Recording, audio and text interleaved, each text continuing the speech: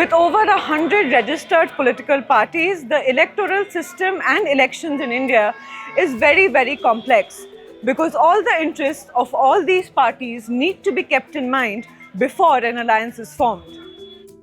The 2024 election is a political tug-of-war between two main groups, the Indian Prime Minister Narendra Modi-led National Democratic Alliance and the newly formed I.N.D.I.A alliance represented by Rahul Gandhi and other regional leaders. The I.N.D.I.A alliance was recently formed with over 24 big and small parties joining hands to take on Prime Minister Narendra Modi and the N.D.A. Many of these parties are regional rivals and have been splintered at the national level. Some of their key leaders such as Mamata Banerjee, Arvind Kejriwal, M.K. Stalin, Sharad Pawar, Sitaram Yechury, Uddhav Thackeray and Akhilesh Yadav are regional heavyweights but lack influence at the national level. For the 2024 elections, they have sought to bury their differences and collaborate rather than compete to challenge Modi. We are on our way to meet Professor Chandrachud Singh. Let's see what he has to say about the alliance and its prospects this election. The public reaction is more lukewarm to the news that there's an alliance. I would not say that it's cold, but I would rather believe that it's not warmer as well. So I think it's kind of a mixed understanding of some desperate attempts being made to dislodge the current regime from power. So I would believe that that is why I said, well, but they do look at the alliance as in kind of some optimism or at least some kind of a thrill that would get them going when it comes to the voting. But I would not see the alliance with people having great expectation from the alliance as simply being in terms of its capabilities to dislodge the government from power. Rahul Gandhi from the Indian National Congress is seen by many as the main leader of this new alliance. After the alliance was formed, Rahul Gandhi travelled across the country to connect with people and galvanize support.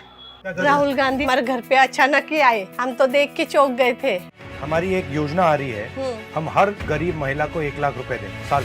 This election is about those who are trying to destroy the constitution and destroy democracy in this country versus those who are trying to protect the constitution. The alliance is playing on its acronym, saying it will be India versus Modi in the 2024 polls. ये लड़ाई opposition और BJP के बीच में लड़ाई नहीं है। देश की आवाज को दबाया और कुचला जा रहा है। ये देश की आवाज के लिए लड़ाई है। I think Rahul has been able to create some kind of an image for himself. So let's accept that. He comes off now as a leader and is accepted amongst the people as a leader who is fearless and who is capable of launching attacks. The only thing is that this attack that he launches is not very consistent. As a person, he's emerged out of the shadows of the kind of image he had. He comes as if he's taken a bit seriously amongst the voters. Well, it may not translate into electoral victory of any sort. That's basically because at organizational levels, the Congress remains weak.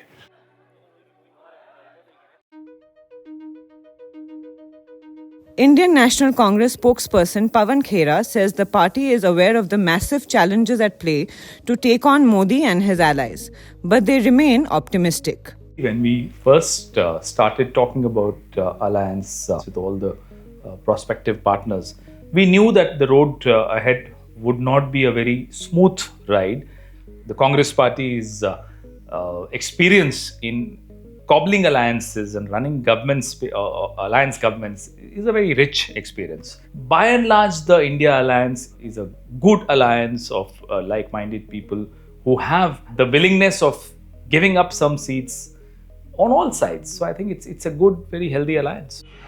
In spite of having a comfortable majority in the Indian Parliament, Prime Minister Modi and the BJP are not leaving any stone unturned to expand the I.N.D.I.A alliance. With the 2024 Lok Sabha elections closing in, a bigger and refurbished National Democratic Alliance is in the works. With the BJP now making all-out efforts to retain its majority in Lok Sabha for a third straight term, its leadership has made pragmatic adjustments to accommodate new allies. Most analysts and political pundits suggest that the BJP has an upper hand in this election. No Indian Prime Minister since Pandit Jawaharlal Nehru has won thrice over in 3 successive elections. The I.N.D.I.A alliance projected to bag 45% of the vote share, which is what the I.N.D.I.A alliance had in the last election as well. However, the party is collaborating with smaller parties to increase its support base, leaving no stone unturned in its efforts. Larger NDA in the making before 2024 polls, it appears, as we see the TDP and the Janasena of Andhra Pradesh who are coming likely together to join hands with the BJP. The BJP and PMK, the Pattali Makkal Kachi, signed a deal early this morning in Dindivanam in the presence of BJP leaders Annamalai. The idea is to maximize votes and to maximize the seats as well. In terms of the perception battle, the BJP clearly wants to be seen as much ahead than its competitors. So if the alliance, the India alliance has 20-odd parties, the BJP would try to have 40 parties so that people know that, well, even before the election begins, the results are out. Currently, the National Democratic Alliance, or the N.D.A, has close to 40 big and small parties. In the current parliament, the N.D.A has a total of 351 seats out of the 543 seats in the parliament. In this election, they plan to cross 400 seats. अब की बार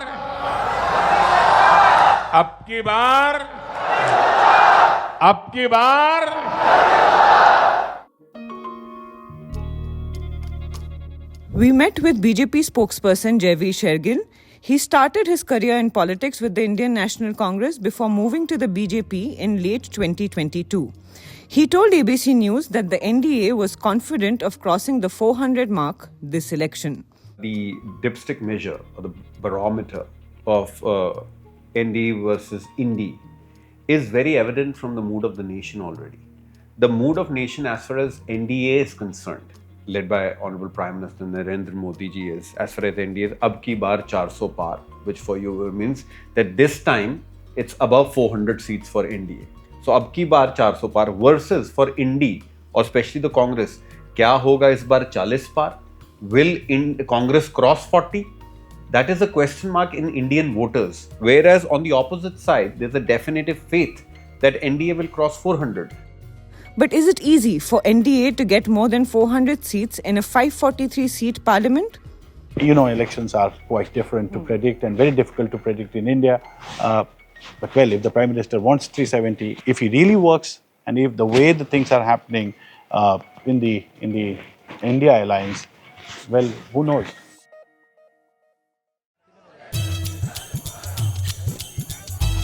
This is Rahul Gandhi, one of the main opposition leaders in India. He is in a remote Indian town called Wayanad, located in the hills in the southern state of Kerala. Rahul Gandhi is the fourth generation of his family to lead the Indian National Congress. But unlike his great-grandfather, his grandmother and his father, he has yet to taste political success in winning government. Thousands attended Gandhi's roadshow when the 53-year-old Congress scion filed his nomination for the election here. Like we do from all families, I have received love and affection. I have learned so much from my brothers, my sisters. It has been an honor for me to be your member of parliament. Wayanad is 2,000 kilometers away from New Delhi, where Rahul Gandhi lives. Now, until 2014, he was contesting elections from Amethi, a small seat in Uttar Pradesh in the north. But in 2019, he chose Wayanad as his second seat. So what made him move south? The Congress party at the time said that contesting from Kerala would act as a bridge between North and South India. But experts say political survival is what compelled him to move south. This is Varghese K. George, the resident editor of one of India's leading newspapers, The Hindu, who says Wayanad ticks many boxes for the Congress party. Not only that, it is a geographical periphery of Indian political landscape. It is also the constituency, particularly the Wayanad constituency, is also in the social periphery. The minority religious communities, Christians and Muslims, comprise a majority of the voters in that constituency. The 2019 election marked a turning point for Rahul Gandhi. The BJP's Smriti Irani clinched the historic Gandhi bastion from Congress. The breaking news at the moment, Smriti Irani now leading Rahul Gandhi by 22,000 votes in Amethi. In 2014, when it was a massive landslide in favor of the BJP in Uttar Pradesh, the Congress managed to hold on to these two seats, Amethi for Rahul Gandhi and Raebareli for his mother, Sonia Gandhi. But by 2019, things were changing again against the Congress and in favor of the BJP. Had Rahul Gandhi not contested from Wayanad as his second seat, he would have faced expulsion from Parliament. But Wayanad embraced him warmly. I feel genuine affection for the people of Kerala. No matter how much affection I give, I get more back. This time around, he is again opting for a cautious approach, choosing to contest from Wayanad. Congress Member of Parliament Rahul Gandhi filed his nomination papers from Wayanad. I'm just heading into Calcutta town where the BJP is having its massive roadshow as its candidate goes to file its nomination. And by all accounts, the BJP rally was almost as big, if not as big, as the Congress rally the day before. So we're just going to talk to the townspeople today and see what they say about the two parties that have just gone through in strength. This is Majish. He is from a farming family and lives an hour away from the town of Calcutta in Wayanad. He lost his younger brother in a tiger attack while he was out working the fields. കുഴപ്പമൊന്നുമില്ല സർക്കാരിൻ്റെ ഭാഗത്ത് നിന്ന് എല്ലാവരും നല്ല സപ്പോർട്ടും ചെയ്തു തന്നിട്ടുണ്ട് ഇപ്പം എം പി ആണല്ലോ ആളിവിടെ വരുന്നു ഇത്രയും ദൂരത്തു നിന്നാണ് വന്നിരുന്ന് സംസാരിച്ച് നമ്മളൊരു സഹോദരനെ പോലെ എല്ലാം പറയുന്നതൊക്കെ എല്ലാം കേട്ടിട്ടുണ്ടായിരുന്നു. As their MP, Rahul Gandhi petitioned the government to send immediate compensation to families hit by wild animal attacks and set up early warning systems. It won hearts in the district. For Rahul Gandhi's supporters, the typical criticisms directed towards him simply hold no relevance. ഇവിടെ വന്ന് മത്സരിക്കുന്ന നമ്മളെ സംബന്ധിച്ചിടത്തോളം നമുക്കൊരു ഭാഗ്യമാണ്. ഒരു നാടിനു വേണ്ടി പോരാടുന്ന, ജനാധിപത്യത്തിന് വേണ്ടി പോരാടുന്ന, മതേതരത്വത്തിന് വേണ്ടി പോരാടുന്ന ഒരു വ്യക്തിയെ പിന്തുണയ്ക്കുക എന്നുള്ളത് നമുക്കൊക്കെ എല്ലാവർക്കും അഭിമാനിക്കാവുന്ന ഒരു വിഷയമാണ്. For them, what's more important is the work he's done. Outside Wayanad, Mr. Gandhi has had a tumultuous time lately. Last year, he was ousted from Parliament after a lower court judge found him guilty of defamation, resulting in a 2-year sentence. It was only after the country's highest court intervened and stayed that conviction that Gandhi could resume his parliamentary duties. आज नहीं तो कल, कल नहीं तो परसों सच्चाई की जीत होती है. मगर जो भी हो, मेरा रास्ता तो क्लियर है. मुझे क्या करना है, मेरा क्या काम है, उसके बारे में मेरे दिमाग में बिल्कुल क्लैरिटी है. So India is in the midst of a political churn where your ascribed identities, particularly your religious identity, on the caste identity and then the linguistic identity, all these identities are major determinants on what makes a leader in Indian politics right now. So that is a big disadvantage that Rahul Gandhi has.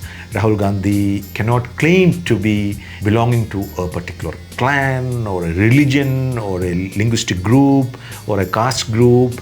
In a different time and a different place, that may have been an advantage. But India of 2024, that is a huge disadvantage for him.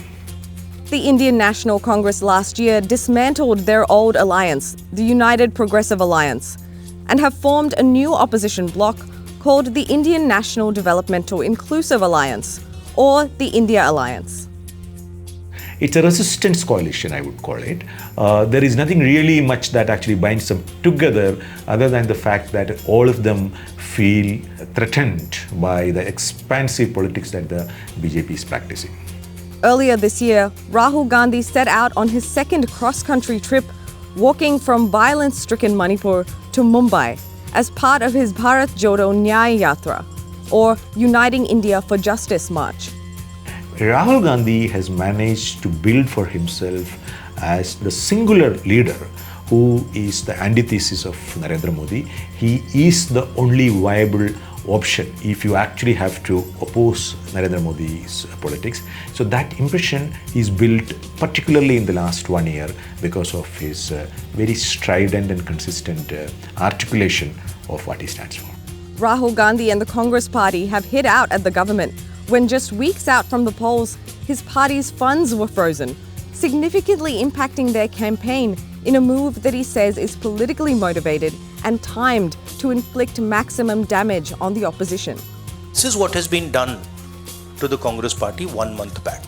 All our bank accounts have been frozen, and this has been done literally 2 months before the election campaign. He has actively voiced his opposition through press conferences, political rallies, long marches across the country, and in his interactions with people on the ground. Prime Minister Narendra Modi has often derisively called Rahul Gandhi a prince. And to be fair, Gandhi is political royalty. His great-grandfather was the first Prime Minister of the newly born Indian Republic, Jawaharlal Nehru. His grandmother was India's first woman to claim the post, Indira Gandhi. And his father, Rajiv Gandhi, was India's 6th Prime Minister, all from the Congress Party. Rahul Gandhi won his last election from here by a huge margin, 430,000 votes. But experts say it's a tough battle for him to beat Narendra Modi at the national level in the race to win government. This election is a very, very long shot for Rahul Gandhi. In the long run, there will be changes in Indian politics. He could become, if not the Prime Minister himself, he would actually be the linchpin of a politics that will actually succeed.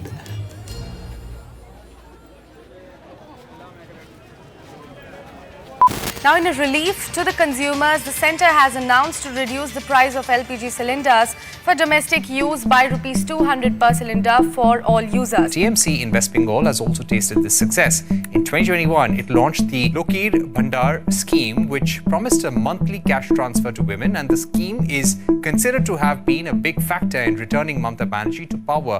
From free bus rides for women to cheaper electricity for households, discounted gas cylinders, and even free pilgrimages. Every election in India sees a slew of welfare schemes announced by different parties to entice voters in a country that is complex and where needs are many. Over the last year, in the run-up to the elections, there has been a massive debate in India's political circles on whether to call these doles freebies or raveries, a term used by Prime Minister Modi himself, or whether they should be called welfare schemes that are actually required to make people's lives better. There's also a concern that public money can and has been misused to garner votes ahead of the elections. New Delhi is governed by the Aam Aadmi Party. Unlike national parties like the BJP and the Indian National Congress, the Aam Aadmi Party is a relatively new regional party, and their leader Arvind Kejriwal has emerged as a strong opposition voice in India. This time around, his party has joined hands with Rahul Gandhi and other regional leaders to be a part of the I.N.D.I.A alliance. Mr. Kejriwal was arrested by enforcement agencies just before the elections in a corruption probe. The party is using its welfare-centric governance model to challenge Prime Minister Modi. To understand how such schemes affect votes, we met Delhi resident Mithilesh Singh. She is a social worker, mother of 2, and a beneficiary of the welfare schemes of the Delhi government. Mithilesh tells us that these benefits stopped her from moving out of Delhi. तो जब पहली बार government बनी थी आम आदमी party की, तो मैंने वोट नहीं दिया था. बेनिफिट मिल रहा है, एजुकेशन पे काम हो रहा है, जो एक सरकार को करना चाहिए वो सब हो रहा है. Mithilesh shows us the pink slips that are given to women on city buses, enabling them to take free trips. हर महीने 2,500-3 हज़ार रुपए, चाहे वो बिजली का बिल हो, चाहे वो पानी का बिल हो, हर महीने हमारी बचत है. The clincher though is this. तो बिजली का बिल पहले कितना आता था आपका? आता था 1500, 1700, थोड़ा ज़्यादा हो जाए तो और ज़्यादा भी आ जाता था, तो बड़ा रहता था. लेकिन अभी कितना आता है? अभी तो ज़ीरो आता है. ज़ीरो आता है? बिल्कुल zero. Delhi is not the only state where the opposition has rolled out welfare schemes to take on the Modi government's flagship initiatives like free cylinders, housing for all, health insurance, and more. Some opposition-ruled state governments have refused to implement the central government schemes, choosing instead to give their own, ostensibly better schemes. For example, the Trinamool Congress government in the eastern state of West Bengal is going into the polls on the back of its scheme that provides 1,000 rupees to female heads of households with the promise of giving more. A similar scheme has been launched by the southern state of Tamil Nadu that is ruled by the DMK. Both TMC and DMK are part of the I.N.D.I.A alliance. However, when it comes to welfareism, the key battle this election is between that of the 5 Nyas or 5 pillars of justice of the Indian National Congress and Prime Minister Modi's guarantees. हमारे सामने अगले 25 साल का लक्ष्य है हम भारत को विकसित भारत बनाने वाले हैं The Indian National Congress is the principal opposition party in the country which has come up with a 5-point agenda for the youth, women, farmers, workers and marginalized groups. Modi's promises, on the other hand, cover everything from health, education, women empowerment to assistance for businesses and startups. But do these promises work? Do voters see the real motive, or are they genuinely meant for people's welfare? We met Harish Wankhede of the Faculty of Social Sciences at the Jawaharlal Nehru University in Delhi to find out. The government or the political parties are examined whether they can actually implement the policies or not.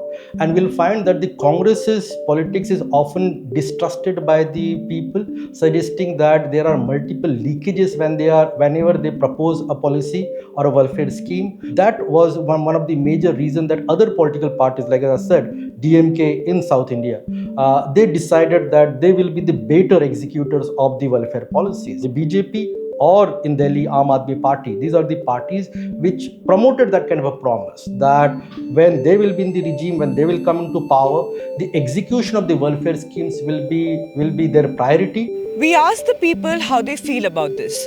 Do they advocate such welfare schemes, and do the benefits of these schemes reach the people? More importantly, what happens to these welfare promises once the elections are over?